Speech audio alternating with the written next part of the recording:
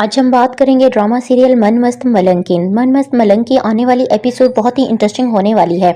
कबीर बहुत कोशिश करता है कि वाजिद को पकड़ ले, मगर कबीर को गोली लगने की वजह से वो ऐसा नहीं कर सकता और वाजिद अस्पताल से भाग जाता है। इसके बाद जब कबीर के भाई मुबीन और वालदा को ये सब मालूम होता है तो दोनों अस्पताल आते हैं और कबीर से पूछते हैं कि तुमने इस शख्स को पहचान लिया था जिसने तुम पर हमला किया।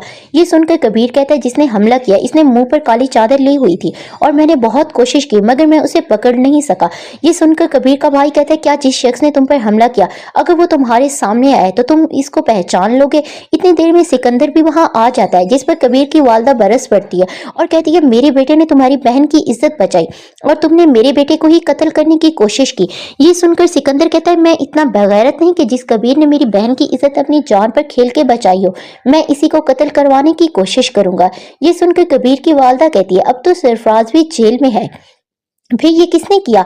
जिस पर कबीर अपनी वालदा और सिकंदर से कहता है आप दोनों आपस में लड़ना बंद करें और मेरी बात गौर से सुने। इसके बाद कबीर कहता है कोई तीसरा शख्स है जो हमारी दुश्मनी से फायदा उठाना चाहता है, जिसने पहली बार रिया को अगवा करने की कोशिश की और जिसने आज मुझ पर हमला किया और दोनों एक ही हैं। ये सुनकर सिकंदर कहता है रिया को पहली बार भी सरफराज ने अगवा करने की कोशिश की।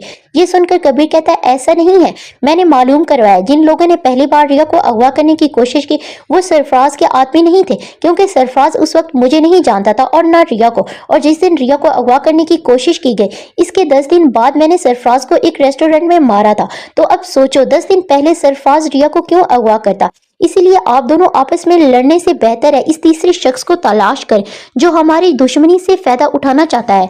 दूसरी तरफ सिकंदर वाजिद के पास जाता है और कहता है तुमने मुझे कहा था रिया को पहली बार भी सरफराज ने अगवा करने की कोशिश की थी, इस बात का तुम्हारे पास क्या सबूत है। ये सुनकर वाजिद बहुत परेशान हो जाता है और कहता है मैंने इसलिए कहा था कि सरफराज एक अय्याश शख्स है और जिस रेस्टोरेंट में रिया गई थी वहां वो अक्सर जाता है और सरफराज को जो लड़की अच्छी लगती है अगर वो सरफराज से दोस्ती ना करे तो सरफराज उसे अगवा करवा लेता है और सरफराज ने ऐसा बहुत बार किया है। दूसरी तरफ वाजिद सिकंदर की बहन अस्मा को कॉल करता है और कहता है मैंने बहुत कोशिश की कबीर को कत्ल कर दूं मगर जब मैंने कबीर पर हमला किया तो कबीर की आंख खुल गई और मुझे वहां से भागना पड़ा।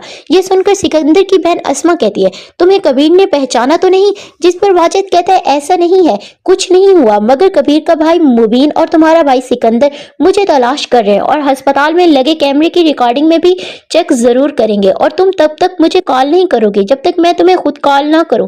ये सुनकर सिकंदर की बहन अस्मा कहती है एक बात याद रखना, अगर कबीर और रिया की शादी हो गई तो फिर हमारी शादी कभी नहीं होगी। दूसरी तरफ रिया अपनी बहन और भाई को कहती है मैं कबीर को देखने अस्पताल जाऊंगी और शादी भी कबीर से करूंगी। ये सुनकर रिया की बहन अस्मा कहती है तुम ये मत भूलो कि कबीर हमारे बाप का कातिल है और कबीर की वजह से तुम्हें सरफराज ने अगवा किया ताकि वो कबीर से बदला ले सके। जिस पर रिया कहती है जब सरफराज ने गन निकाली तो मेरा भाई भी खामोश हो गया और कबीर ने मेरी इज्जत बचाई, इसलिए मैं कबीर से मिलने जरूर जाऊंगी। अगर आपको दोस्तों हमारी वीडियो पसंद आई तो वीडियो को लाइक कर दें और चैनल को सब्सक्राइब करना मत भूलिएगा और कमेंट्स में अपनी राय का इजहार जरूर करें।